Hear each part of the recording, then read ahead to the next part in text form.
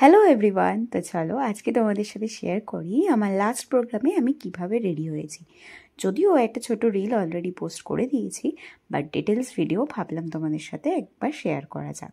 প্রথমেই বলে দিই, এই ভিডিও দেখে কিন্তু একদম এই ভুল ধারণায় যাবেন না যে আমি মেকআপ সম্পর্কে অনেক কিছু জানি। আমি মেকআপের ব্যাপারে একেবারেই জিরো। ওই যেটুকু একটু আধটু জানি সেটুকু দিয়েই মেকআপ করি। প্রথমেই আমি ইউজ করে নিয়েছিলাম গুড ভাইবসের রোজ হিপসের টোনারটা। এই টোনারটা খুব ভালো, আমার স্কিনে তো ভীষণ ভালো স্যুট করে। আর যেহেতু পরেছিলাম সাদা একটা টপ, সাদা জিনিস বিগড়াবে না আমার ক্ষেত্রে সেটা তো হতেই পারে না। তোমাদের কার কার ক্ষেত্রে এরকম হয় সেটা কিন্তু জানিও অবশ্যই। তাই যাতে মেকআপ না লেগে যায় সেই জন্য একটা টাওয়েল পেঁচিয়ে নিয়েছিলাম গলার। দেন অল্প করে ইউজ করে নিয়েছিলাম পন্ডসের ওই জেল ময়শ্চারাইজারটা। দেন আবারও ইউজ করেছিলাম গুড ভাইবসেরই রোজ হিপসের ফেস সিরাম। এই তিনটে প্রোডাক্ট পরপর ইউজ করার পর একটু রেস্ট দিয়েছিলাম যাতে প্রোডাক্টগুলো ভালো করে বসে যায়।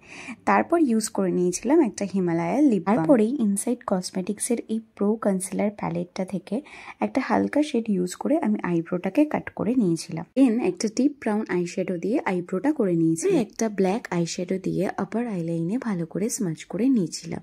তারপর সেটাকেই একটা ডিপ ব্রাউন আইশ্যাডো দিয়ে আইলিডে স্মাচ করে নিয়ে তার থেকে 2 শেড হালকা ব্রাউন আইশ্যাডো দিয়ে ভালো করে কাট ক্রিজের জায়গায় স্মাচ করে নিয়েছিলাম। তারপরে ইউজ করে নিয়েছিলাম আমি এই NYB এর প্রাইমারটা। আর দেখো ইউজ করতে গিয়ে প্রচুর করে নিচে পড়ে গেল। অ্যান্ড দেন আমি রিয়েলাইজ করলাম আমার প্রাইমারটা ওইটুকুই ছিল। তাই আর কি দুঃখে কষ্টে একটু জল খেয়ে নিলাম। দেন আবার স্টার্ট করলাম। ও মা, মেকআপ স্টার্ট করতে গিয়ে দেখি উনিবাবুও মেকআপ করে বসে আছেন। তারপর আর কি ওনাকে সরিয়ে আবার স্টার্ট করলাম। তারপর সেই আগের কনসিলার প্যালেটটা থেকে এই অরেঞ্জ কালার কারেক্টারটা নিয়ে ভালো করে ডার্ক সার্কেলসগুলো হাইড করে নিচ্ছিলাম। দেন সেই আদিম যুগের পরে থাকা আমার 925 ল্যাকমি ফাউন্ডেশনটা ভালো করে আমার ফেসে ইউজ করে নিলাম। আমি কিন্তু খুব সামান্য পরিমাণে ফাউন্ডেশন আমার ফেসে ইউজ করে থাকি। তারপর ভালো করে ফিক্সার দিয়ে নিয়ে ভালো করে সেটাকে সেট করে নিচ্ছিলাম। দেন ইউজ করে নিয়েছি সুইস বিউটির এই কনসিলারটা। যেখানে যেখানে আমার মনে হয়েছে যে হাইলাইটেড পয়েন্ট দরকার সেই জায়গাগুলোতে কনসিলার ইউজ করে নিয়েছি। দেন মেবলিনের ফিটমি কম্প্যাক্ট পাউডার দিয়ে ভালো করে মেকআপটাকে সেট করে নিয়ে দেন করে নিচ্ছিলাম। তারপরে আমার ফেভারিট পার্ট যেটা হচ্ছে ব্লাশ লাগানো, যেটা তোমরা অনেক ভিডিওতেই দেখে থাকবে, এবং বেশি বেশি করে হাইলাইটার লাগানো। সব কিছু হয়ে যাওয়ার পর আরও একবার ভালো করে ফিক্সিং স্প্রেটা মেরে নিয়েছিলাম যাতে মেকআপটা ভালো করে সেট হয়। তারপর রেনের এই কাজলটা দিয়ে আপার ওয়াটার লাইনে ভালো করে লাগিয়ে নিয়েছিলাম এবং নিচে লোয়ার আই লাইনে হাফ হাফ করে আমি কাজলটা লাগিয়ে একটা ডিপ ব্রাউন আইশ্যাডো দিয়ে ভালো করে স্মাচ করে নিয়েছিলাম এবং একটা হাইলাইটার দিয়ে ইনার কর্নারটাকে হাইলাইট করে নিয়ে বেশি বেশি মাস্কারা লাগিয়ে আমি হয়ে গেছিলাম। তারপরেই বেঁধে নিচ্ছিলাম চুলটা, একদম উল্টে প্লেন করে চুলটা বেঁধেছিলাম। প্রথমেই ভালো করে চুলটাকে টেনে ক্লিপ দিয়ে সেট করে নিয়েছিলাম যাতে চুলটা একটুও না বেরিয়ে আসে। এখন তো চুল খুবই পাতলা হয়ে গেছে।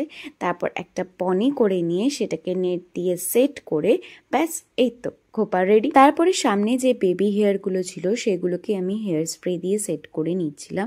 ইউজুয়ালি আমি ডিরেক্ট হেয়ার স্প্রে চুলে লাগাই না, চেষ্টা করি চিরুনির মধ্যে হেয়ার স্প্রেটা স্প্রে করে নিয়ে সেই চিরুনিটা দিয়ে ভালো করে চুলটা আঁচড়ে নিতে।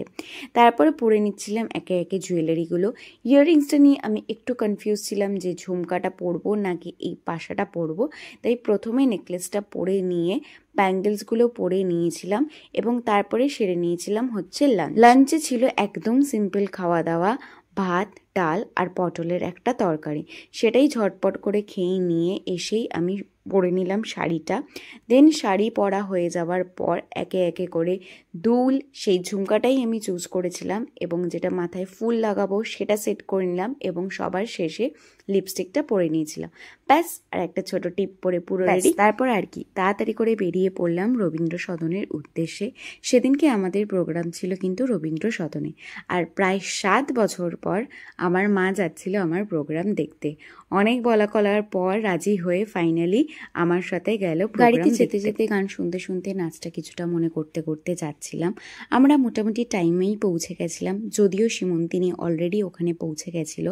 তারপর নন্দনে গিয়ে সীমন্তিনীর সাথে মিট করে আমরা একটা নাচের রিল আগে শ্যুট করে নিয়েছিলাম। যারা এখনও দেখোনি তারা চটজলদি করে দেখে নিও। ইনস্টাতে, ফেসবুকে এবং ইউটিউবেও কিন্তু আপলোড করা আছে।